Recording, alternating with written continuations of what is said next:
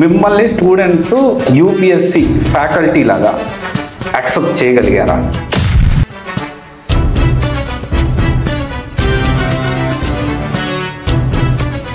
From the day one that we have established ఒక లక్ష్య శుద్ధి, సంకల్ప శుద్ధి, చిత్తశుద్ధి ఉంటే డెఫినెట్గా ఇక్కడికి వచ్చి కోచింగ్ లేకపోతే ఎగ్జామ్ మీద దృష్టి పెట్టకుండా వీళ్ళని చూసి ఇక్కడికి వచ్చి రిలేషన్స్ అవి మెయింటైన్ చేస్తూ ఉంటారు.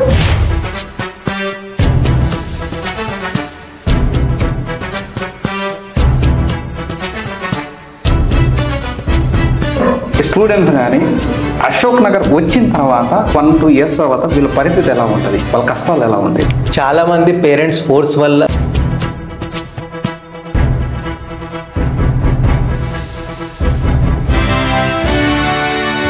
నిజంగానే మీరు ఒక సివిల్ సర్వెంట్ అవ్వాలనుకుంటున్నారు, పబ్లిక్కి మేలు చేయాలనుకుంటే మిమ్మల్ని స్టూడెంట్స్ ఈ ఐఏఎస్ ట్యూటర్ లాగా ఆర్ఎల్స్ యూపీఎస్సి ఫ్యాకల్టీ లాగా యాక్సెప్ట్ చేయగలిగారా? దీని గురించి మీరేమంటారు? స్టూడెంట్స్ జనరల్గా చూసేది ఏంటంటే సరైన గైడెన్స్ వస్తుందా, సబ్జెక్ట్ ఎక్స్పర్టీజ్ ఉందా, ప్రాపర్ మెంటర్షిప్ వస్తుందా, అంటే వాళ్ళకు కావాల్సిన ఇన్పుట్స్ వాళ్ళకు వస్తున్నాయి అనేదే వాళ్ళు బేరీ చేసుకుంటారు. రైట్. డెఫినెట్గా మీరు అన్నట్టు నేను ఇనిషియల్గా స్టార్ట్ చేసినప్పుడు, ఇనిషియల్గానే కాదు ఇప్పటికీ కూడా ఓకే, కొంతమంది they have some apprehension regarding my age or regarding the way I look. కొంచెం యంగ్గా కనబడతాం. యూజువల్గా సివిల్ సర్వీసెస్ కానీ లేదా any coaching institute owners or directors యూజువల్గా కొంచెం ఎల్డర్లీ పర్సన్స్. ఆ ఎల్డర్లీ పర్సన్స్ రిఫ్లెక్షన్ ఏంటి? యూజువల్గా పేరెంట్స్ ఏమనుకుంటారు, ఎల్డర్లీగా కనబడితే వాళ్ళకి కొంచెం అనుభవం ఉంది, ఎక్స్పీరియన్స్ ఉంది, దానివల్ల పిల్లలకు కొంచెం ఎక్స్ట్రా బెనిఫిట్ ఏమన్నా చేకూరుస్తుందని వాళ్ళు అనుకుంటారు. బట్ నేను ప్రాక్టికల్గా అబ్జర్వ్ చేసింది కానీ నా పర్సనల్ సిచ్యువేషన్లో కూడా ఏకేఎస్ ఐఏఎస్ అకాడమీ మీరు చూశారు. From the day one that we have established with the right intention. ఒక లక్ష్య శుద్ధి, సంకల్ప శుద్ధి, చిత్తశుద్ధి ఉంటే డెఫినెట్గా మనం స్టూడెంట్స్కి హెల్ప్ చేయగలుగుతాం. రైట్. సో నేను కానీ ఏకేఎస్ ఒక సంస్థగా, నేను ఒక్కడినే కాదు కదా ఏకేఎస్ అనేది. Definitely as a founder and CEO there is a major role. But as an organization ఏకేఎస్ని ఒక బ్రాండ్గా ఎస్టాబ్లిష్ చేయాలి, ఒక ఆర్గనైజేషనల్ సెటప్గా ఎస్టాబ్లిష్ చేయాలనే పంతాలో మేము ఫస్ట్ నుంచి కూడా తీసుకెళ్ళాం. కాబట్టి స్టూడెంట్స్ కూడా ఎప్పుడైనా వాళ్ళకి ఏదైతే సబ్జెక్ట్ వస్తుందా లేదా, వాళ్ళకి కావాల్సిన రైట్ గైడెన్స్ వస్తుందా లేదా, ఈ అంశాలపైననే బేరీ చేసుకుంటారు. లక్కీలీ ఇప్పటి వరకు మీరు చెప్పినట్టు అలాంటి సమస్య ఎప్పుడు తలెత్తలేదు. ఎందుకంటే వాళ్ళకి కావాల్సిన ఇన్పుట్స్ వాళ్ళకి వస్తున్నాయి. Compared to other institutes AKS నుంచి they are getting better support mechanism. కాబట్టి they are more than happy. Even lot of rankers if you have seen, they have told in which way they have benefited from AKS. That itself is a testimony to the fact of the work that we do. So మనం ఏం చేస్తున్నాం అనేది ప్రజలు చూస్తారు, మనం ఏం చేస్తున్నాం అనేది స్టూడెంట్స్ చూస్తారు, పేరెంట్స్ చూస్తారు తప్ప మన వయసు ఎంత, మనం చూడ్డానికి ఎట్లున్నాం, ఇవన్నీ కాదండి. These are all averments, these are minute issues. And one more thing I'm saying, ఇనిషియల్గా నేను కానీ నాకు కూడా అప్రిహెన్షన్స్ ఉండేది. అసలు స్టూడెంట్స్ కానీ పేరెంట్స్ యాక్సెప్ట్ చేస్తారా? సివిల్ సర్వీసెస్ ఇన్స్టిట్యూట్ అంటే యూజువల్గా ఎల్డర్లీ పీపుల్, ఓల్డ్ పీపుల్ ఇలా ఉంటారు కదా, అసలు మనల్ని యాక్సెప్ట్ చేస్తారా అనే ఒక సందిగ్ధత ఉండే. ఆ టైంలో మా ఫ్యామిలీ మెంబర్స్ కానీ, నా టీమ్ మెంబర్స్ కానీ, నాకు కొంచెం బెస్ట్ ఫ్రెండ్స్ ఎవరైతే ఉన్నారో వాళ్ళందరూ కూడా ఏంటంటే మీకున్న నాలెడ్జ్, మీకున్న ఇన్ఫర్మేషన్, మీకున్న గుడ్ ఇంటెన్షన్స్, ఒక మంచి లక్ష్యం, మంచి సంకల్పం మీకు ఉంటే ఆటోమేటికల్గా స్టూడెంట్స్ యాక్సెప్ట్ చేస్తారు, పేరెంట్స్ కూడా యాక్సెప్ట్ చేస్తారు అని అన్నారు. ఓకే, నేను కూడా అదే క్రమంలో ముందుకెళ్ళాం. Luckily, fortunately everything is going in the right direction. Okay.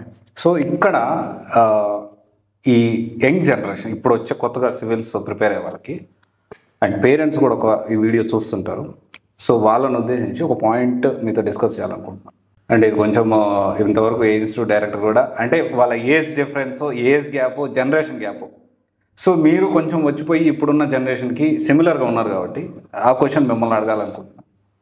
చాలామంది ఇన్స్టిట్యూట్స్ అంటే కోచింగ్కి వచ్చేటప్పుడు నా గర్ల్ ఫ్రెండా బాయ్ ఫ్రెండా అక్కడ వచ్చి జాయిన్ అవుతుంది, నేను కూడా వచ్చి జాయిన్ అవ్వాలని కొంతమంది ముందు నుంచే, అంటే వాళ్ళు సివిల్స్ కోచింగ్ కోసం కాకపోయినప్పటికీ ఇక్కడికి వచ్చి వాళ్ళు ఏదో రిలేషన్ కంటిన్యూ కాలేజ్ డేస్లో నుంచి సంథింగ్ ఏదో రిలేషన్లో ఉండి కంటిన్యూ అవ్వాలని చూస్తారు, ఒక పాయింట్. ఇంకొంతమంది చూసుకుంటే ఇక్కడికి వచ్చి కోచింగ్ లేకపోతే ఎగ్జామ్ మీద దృష్టి పెట్టకుండా వీళ్ళని చూసి ఇక్కడికి వచ్చి రిలేషన్స్ అవి మెయింటైన్ చేస్తూ ఉంటారు. సో ఇది ప్రతి ఇన్స్టిట్యూట్లో మనం చూస్తూనే ఉంటాం. సో స్టూడెంట్స్ కానీ అశోక్ నగర్ వచ్చిన తర్వాత 1-2 years తర్వాత వీళ్ళ పరిస్థితి ఎలా ఉంటుంది, వాళ్ళ కష్టాలు ఎలా ఉంటాయి? ఎందుకంటే మీరు ఆల్రెడీ స్టూడెంట్గా ఉన్నప్పుడు మీరు చాలా ఇట్లాంటివి చూసే ఉంటారు.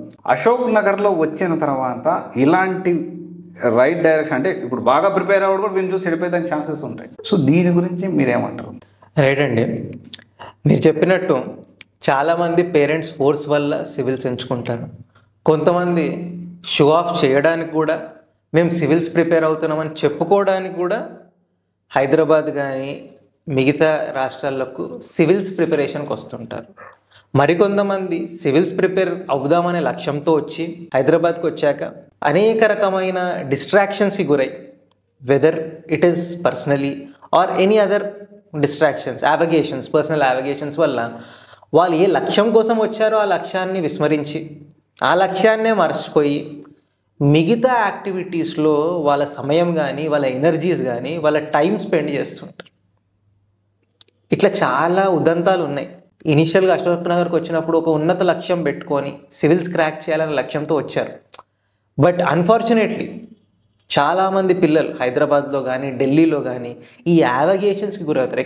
ఎస్పెషల్లీ మీరు చూసుకుంటే ఎక్కువ శాతం ఢిల్లీలో అంటే కంప్లీట్ ఫ్రీడమ్ ఉంటుంది, ఒక కొత్త ప్రపంచాన్ని చూస్తారు. సో వచ్చిన పర్పస్నే విస్మరిస్తారు.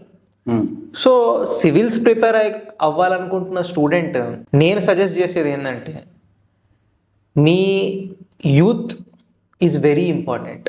మీ టైం అన్నిటికంటే ముఖ్యం. డబ్బులు ఈరోజు వస్తాయి పోతాయి, అది వేరే విషయం. కానీ మీ టైం ఒకసారి వెళ్తే, ఒకసారి మీ చేతిలో నుంచి పోతే మళ్ళీ తిరిగి రాదు. సో ఆ టైంని ఎఫెక్టివ్గా యూటిలైజ్ చేయాలి, whether it is civils are any other job. Civil services ఒకటే అంతిమ లక్ష్యం కాదు. జీవితంలో ప్రోగ్రెస్ కావడానికి చాలా అవెన్యూస్ ఉన్నాయి. సో మీ అవెన్యూ ఏంటి, మీ ప్యాషన్ ఏంటి, మీ ఇంట్రెస్ట్ ఏంటి, ఫస్ట్ అది గుర్తించండి. అది గుర్తించి నిజంగానే మీరు ఒక సివిల్ సర్వెంట్ అవ్వాలనుకుంటున్నారు, దేశానికి అత్యున్నత సేవలు అందించాలనుకుంటున్నారు, మీకు ఒక స్టేబుల్ కెరియర్ కావాలంటే, ఒక ఆనెస్ట్ సిస్టంలో మీరు వర్క్ చేయాలనుకుంటే, రైట్, పబ్లిక్కి మేలు చేయాలనుకుంటే, గవర్నెన్స్ సిస్టంలో మీరు భాగమై ప్రజల యొక్క బాధలను తెలుసుకొని ఆ బాధలకు సొల్యూషన్స్ ఇవ్వాలనుకుంటే అప్పుడే సివిల్ సర్వీస్ ప్రిపరేషన్కి రండి.